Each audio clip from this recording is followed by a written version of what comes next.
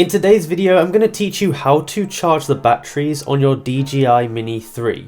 Now, it's a really straightforward process, and I'm going to go through all the best ways to do it and tell you some ways that you should avoid because they will be slow, etc. Now, before I get into the video, I just want to say please make sure you like and subscribe and comment down below if this video is helpful so that other people can also get the same great advice. Now, let's get right into the video. So, the first thing you actually need to do is you need to remove the battery pack from the back of your drone.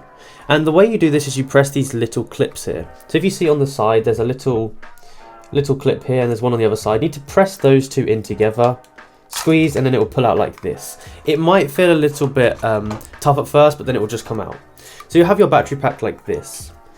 What you want to do is you have your battery pack dock, I guess you could call it. You have that here. You want to slide it into here like this and you'll hear a click.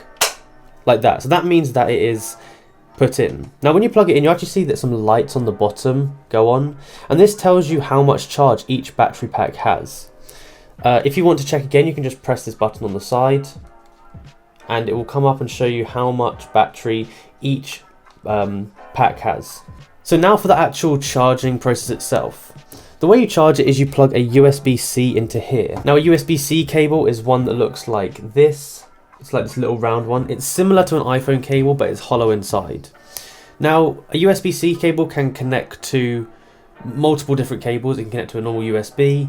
It can also connect to a USB-C. So USB-C to USB-C, this is the fastest way you're going to be able to charge it. Now, what I would recommend is getting yourself a plug like this. Now, this is a MacBook charger and it's 100 watts. It's a 100 watt USB-C power adapter. Now, this is going to be really good to use because it allows you to transfer the power really quickly.